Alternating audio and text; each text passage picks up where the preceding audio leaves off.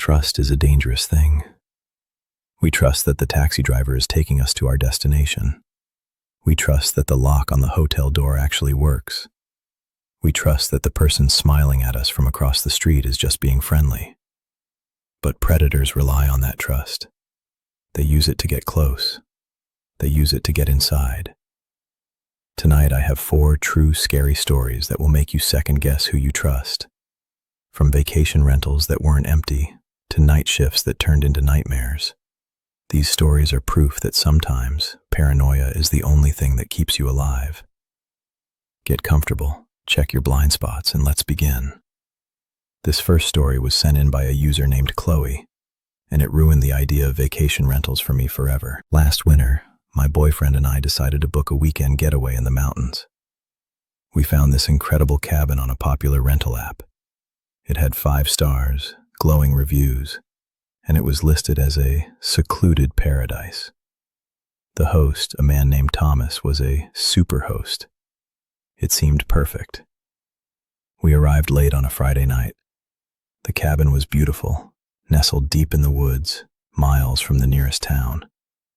Thomas had left a key in the lockbox. Inside, it was cozy. Fireplace, big leather couches, and a wall of windows facing the forest. The first night was great. We drank wine, played board games, and went to bed. But the next morning, things got weird. I was in the kitchen making coffee when I noticed something on the fridge. It was a chore list, normal for these rentals. But one rule stood out. Rule number 4, do not open the basement door. It is used for storage and is alarmed. I shrugged it off. Owners have their private spaces. That afternoon, it started to snow heavily. My boyfriend Mark went out to the car to get our bags of groceries. I was sitting on the couch reading. Suddenly, I heard a thud. It came from beneath me, from the basement. I froze. I thought maybe it was the heater kicking on. But then I heard it again. Thump. Thump. It sounded like footsteps, heavy ones. When Mark came back in, I told him. He laughed and said it was probably just the pipes or a raccoon. Thomas said it's just storage down there, he reasoned. That night, Mark fell asleep early on the couch. I was wide awake, staring at the basement door in the hallway. It was a heavy wooden door with a deadbolt on our side. Around 1 a.m., I got up to get a glass of water. I walked past the basement door. The deadbolt was unlocked. I stopped dead in my tracks. I absolutely knew, that the lock was engaged earlier. I had checked it myself. I slowly reached out and turned the lock back to the horizontal position. Click. As soon as the lock clicked, the doorknob jiggled. Someone was on the other side, holding the knob. "Thomas?" I whispered, my voice trembling. No answer, just the knob turning aggressively back and forth, rattling against the lock. I ran to the couch and shook Mark awake. "We have to go. Now." "What?" he groggily asked. "There is someone in the basement. They just tried to open the door." Mark looked at me like I was crazy, but the look on my face must have convinced him. We grabbed our keys and coats, leaving our luggage behind. We ran out into the snow and jumped into the car. As Mark reversed down the driveway, I looked back at the cabin. The basement door wasn't visible, but the living room window was. Standing in the window, watching us leave, was a man. He wasn't the owner from the profile picture. He was older, gaunt, and he was wearing my boyfriend's jacket that we had left on the hook by the door. We called the police from the nearest gas station. When they investigated, they found a sleeping bag, a bucket, and a collection of Polaroid photos in the basement. The photos were of previous guests sleeping in the upstairs bedroom, taken from the closet. The superhost Thomas didn't exist. The account was fake. The man in the basement had been living there for months, renting the place out just to watch people sleep. This next story comes from a guy who works the graveyard shift at a gas station. If you've ever worked nights, You know the weirdos come out after 2 a.m. I've been working at this gas station off the interstate for about 3 years. It's usually quiet. Truckers come in for coffee, teenagers come in for snacks. That's about it. But last month, I had an encounter that made me quit. It was 3:15 a.m. on a Tuesday. The store was empty. I was restocking the cigarettes behind the counter when the door chimed. A woman walked in. She was wearing a hospital gown and no shoes. Her feet were muddy and bleeding.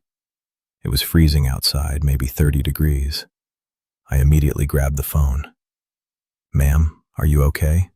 Do you need me to call an ambulance?" She didn't answer. She walked straight to the back of the store, toward the beer coolers. She stood there, staring at the glass, swaying back and forth. I walked out from behind the counter, keeping my distance. "Ma'am, I'm calling for help." She slowly turned her head. Her eyes were completely dilated, black saucers. She smiled, and her teeth were stained red. "He's coming," she whispered. Who is coming?" I asked, my hand hovering over the panic button on my belt. "The collector," she giggled. Then the door chimed again. A man walked in. He was huge, at least 6'5". He was wearing a pristine black suit, a fedora, and sunglasses. At 3 a.m., in a gas station. He didn't look at me. He walked calmly toward the woman. The woman started screaming. It wasn't a normal scream. It was a primal shriek of pure terror. She dropped to the floor and curled into a ball. "Excuse me, sir," I shouted. "Step away from her." The man stopped. He turned to me.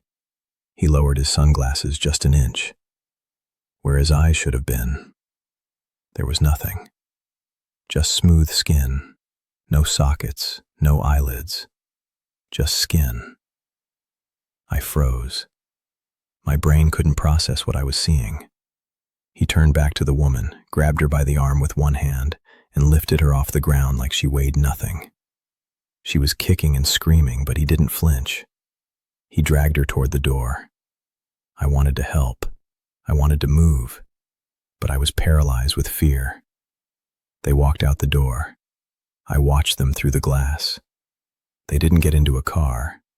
They walked into the cornfield behind the station. I called the police immediately. They searched the field with dogs and helicopters. They found the woman's hospital gown torn to shreds in the middle of the field. But they never found her. And they never found the man in the suit. The police told me the woman had escaped from a psychiatric facility 10 miles away. They said she had a history of hallucinations. But I know what I saw. I saw that man's face.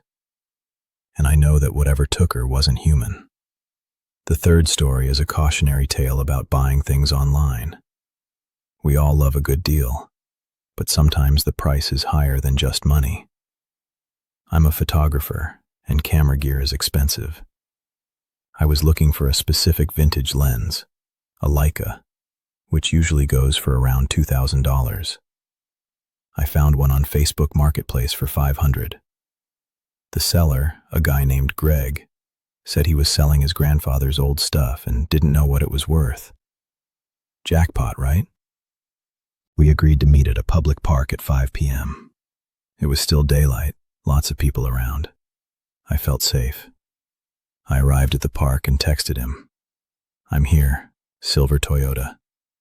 He replied, "I'm in the gray van near the restrooms. My leg is in a cast, can you come to me?" I hesitated, but I looked across the parking lot. I saw the gray van. It was parked near the restrooms, but there were kids playing on the swings nearby. It seemed fine. I walked over. The van's windows were tinted dark. I knocked on the passenger window. The window rolled down about 2 inches. A pair of eyes appeared in the gap. "You the camera guy?" a voice rasped. "Yeah," I said. "Can I see the lens?" "It's in the back," he said. "The side door is unlocked. Just slide it open and grab it. I can't move my leg to reach it." I walked around to the sliding door. I put my hand on the handle. Something in my gut screamed, "Stop." It was a physical reaction. My stomach dropped. The hair on my arm stood up. I looked down at the ground. Under the van, I could see the reflection of the driver in a puddle.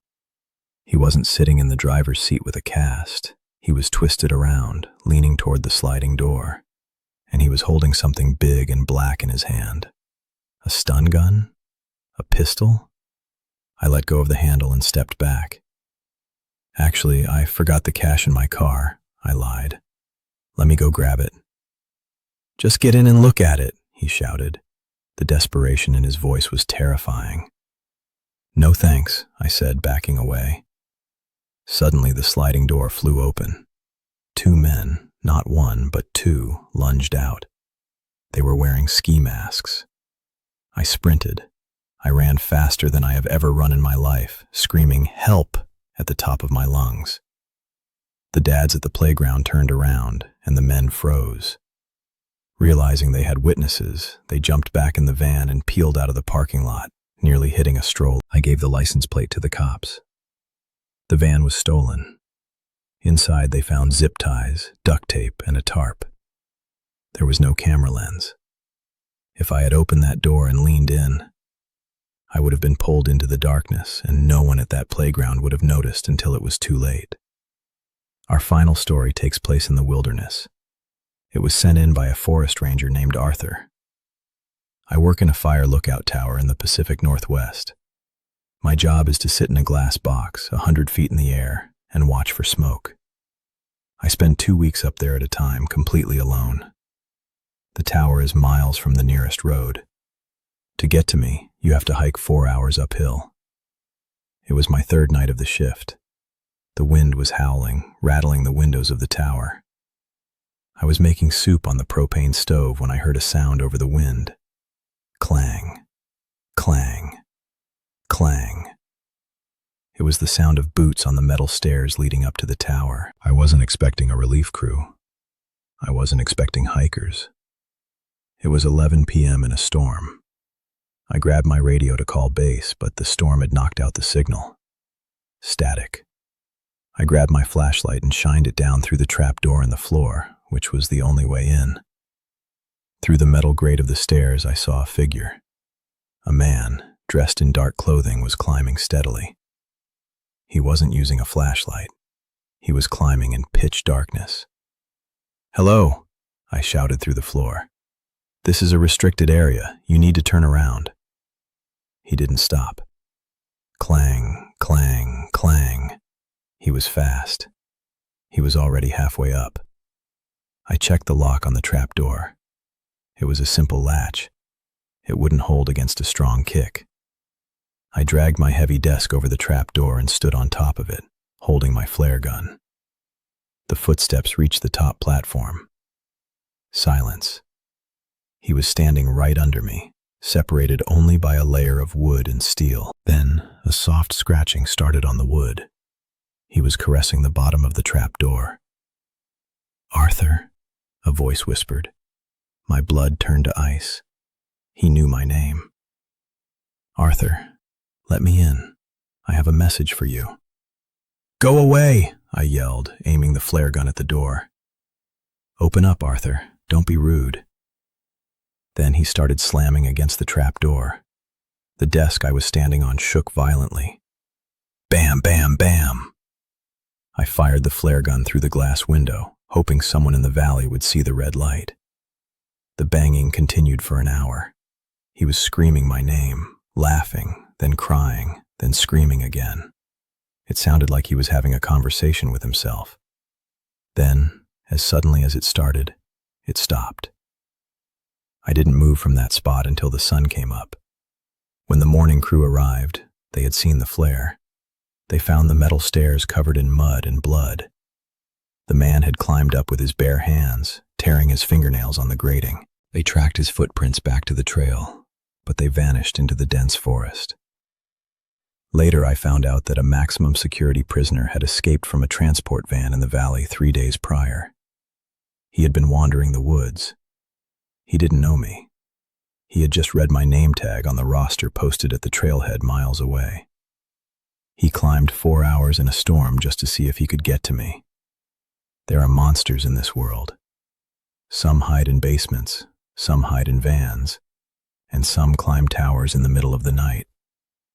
We like to think we are the top of the food chain. But when you are alone in the dark, and you hear that lock click, you realize very quickly that you are just prey. Listen to your gut. If something feels wrong, it probably is. Don't worry about being polite. Worry about staying alive. Which of these stories scared you the most? Let me know in the comments. And if you have a story of your own, send it to me. I read everything. Until next time, keep your doors locked.